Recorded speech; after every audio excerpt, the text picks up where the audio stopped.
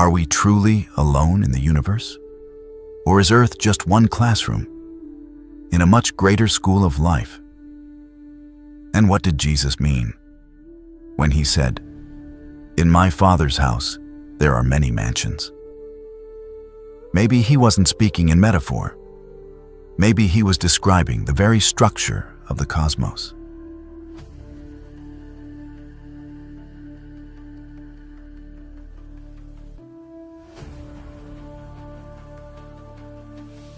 Look at the sky, not with the eyes, but with the mind.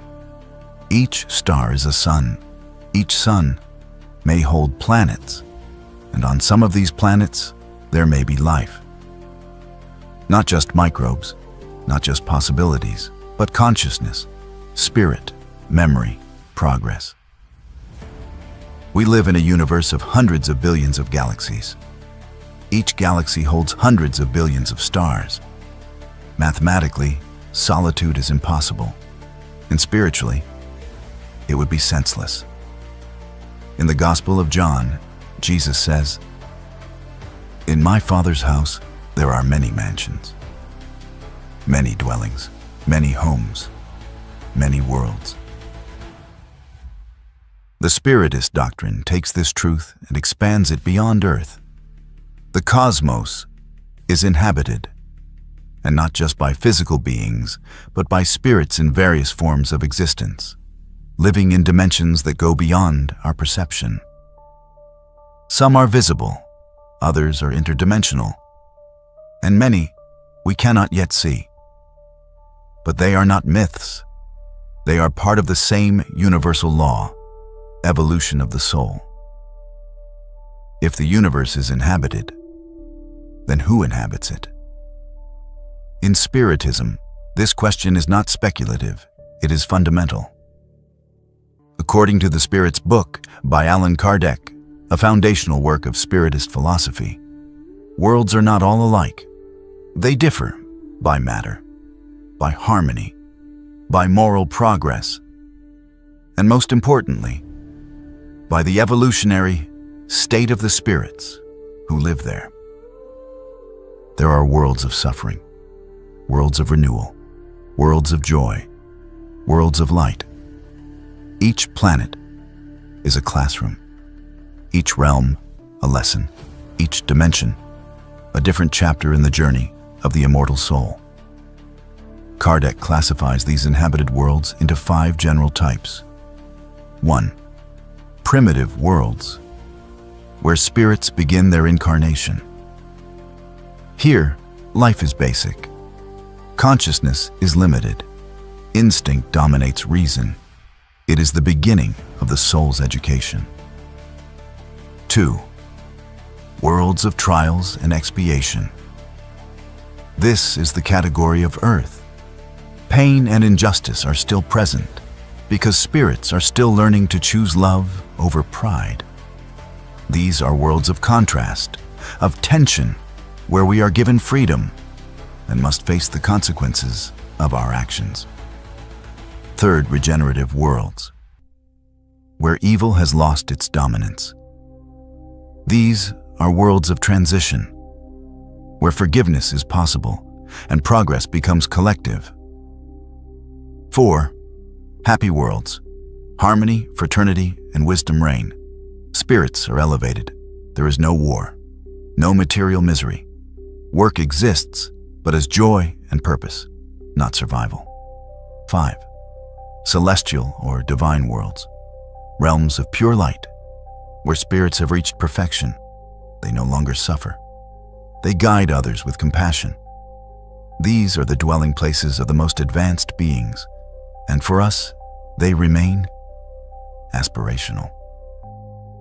In the Gospel according to Spiritism, Chapter 3, titled, "There are many mansions in my Father's house," Kardec affirms, "These mansions are the various worlds that circulate in space, offering the spirits who inhabit them different levels of advancement." In Spiritism, progress is law. The soul evolves not only within one body, but across many lives, not only on one planet, but across many worlds. What we call extraterrestrial life may simply be life in another classroom of the cosmos. Different bodies, different dimensions, same law of love and evolution. Some of these civilizations may appear to us as superior, but not all of them are morally evolved. Technology does not always reflect wisdom. Spiritism teaches that moral elevation, the inner transformation of the soul, is what truly defines a superior being. And that these worlds are not only physical. Some are material to us, others are ethereal, invisible to our third-dimensional senses, but perfectly real in spiritual terms. The universe is not chaotic, it is structured, guided, alive. And our Earth, as small and flawed as it may seem, is part of a much larger, sacred design. Not all life is visible. Not all civilizations exist in the spectrum of human perception. Spiritism teaches that matter is relative, that what we call material depends on the senses we use. Just as light has frequencies we cannot see, life exists beyond the visible spectrum. There are dimensions that vibrate faster than ours, worlds that interlace with ours, not in space, but in frequency. In these planes, spirits exist with full awareness. They see us. They understand our struggles. But we, still bound by dense matter, can only perceive fragments.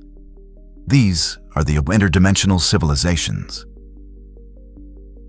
Spiritual societies, not limited to carbon-based biology, but based on energy, thought, and vibration. Some of them never incarnate. Others incarnate in subtle forms. And a few have incarnated here, in distant pasts, or parallel now. Spiritist literature explains that these beings are not gods. They are spirits, just like us, in different stages of evolution. As the Spirit's book affirms in question 172, the different corporeal existences of the soul may occur on Earth or in other worlds. This opens the door to a universe of possibilities.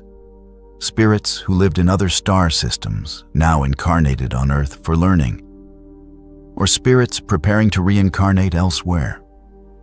Spiritism recognizes that the universe is multidimensional. There is no absolute separation between the material and the spiritual. They coexist, overlap, and often they interact. What some call extraterrestrials may be interdimensional intelligences. They do not always travel through space. They shift through levels of vibration. Their vehicles are not ships in the metallic sense, but structures of condensed thought energy. Many UFO sightings are not physical objects. They are manifestations, projections, allowed temporarily by spiritual permission. As Kardec writes in The Medium's Book, Chapter 5, spirits can make themselves visible and tangible under certain conditions, depending on their will and our receptivity. Thus, some of the contacts described throughout history, from prophets to visionaries to modern abductees, may be spiritual experiences, filtered by culture, fear, and belief. There are spiritual colonies, invisible cities in the astral layer of planets, where spirits live, learn, organize. Books like Nosso Lar, translated as The Astral City, describe such places. They are not metaphors. They are structured worlds, invisible to human eyes, but real in essence. When we speak of inhabited worlds, we must include the invisible, because reality is not limited to what we can touch. It includes what we feel, what we intuit, what we remember in dreams, and sometimes what we sense in silence when no one is watching, but something is there. In our imagination, inhabited worlds are often pictured as utopias, places of flying cities, advanced machines, glowing technology. But in Spiritism, progress is not measured by tools, it is measured by the soul. Technological brilliance does not guarantee moral wisdom. Some civilizations may travel through galaxies and yet still fall to pride, conquest, or indifference. A world is superior not because it builds faster, but because it loves deeper. Spiritism teaches that true evolution is internal. It begins with the spirit's transformation. With empathy, with justice, with humility. In the Spirit's book, question 785 explains, progress itself is a law of nature, but moral progress does not always follow intellectual advancement. That is why some beings may be extraterrestrial and still selfish, still lost, still evolving. There are planets filled with knowledge, but lacking compassion. There are societies that master energy, but forget kindness. The plurality of worlds includes all levels of spirit: primitive, rebellious, peaceful, enlightened. Earth itself is a world of trials and expiations, not because it is cursed, but because it is necessary. Here, we are taught not only how to survive, but how to forgive, how to choose conscience over instinct, how to rise not by force, but by love. Many of the challenges we face, inequality, injustice, violence, exist because we are still transitioning from instinct to morality, from chaos to order, from ignorance to light. This is not failure, it is growth. Spiritism reminds us that each world is a chapter, each experience a verse in the evolution of the soul.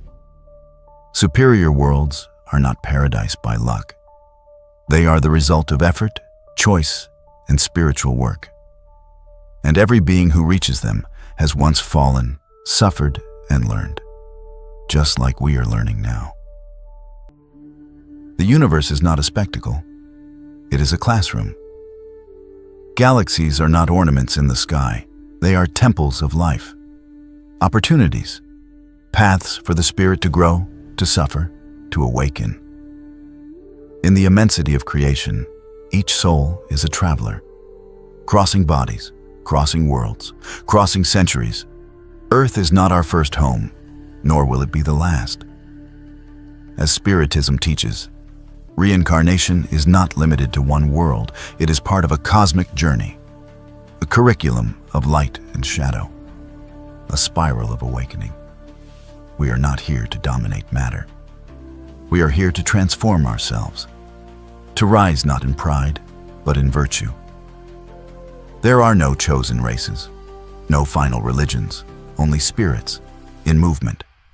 Some more advanced, some still learning, all destined to grow. The Spiritist vision of the plurality of worlds offers more than comfort. It offers meaning. Suffering has a place. Joy has a place. Mistakes have a purpose. Nothing is wasted. From the simplest planet to the most divine sphere, all life is sacred. All souls are brothers. And when Jesus said, "In my Father's house are many mansions," he wasn't speaking in metaphor. He was revealing the structure of the cosmos. Each mansion is a stage. Each world, a mirror. Each experience, a lesson. You are not small. You are. Thank you for walking this journey with us. The universe is vast, but so is the spirit. Join us in the next exploration, where thought meets mystery and science embraces the soul.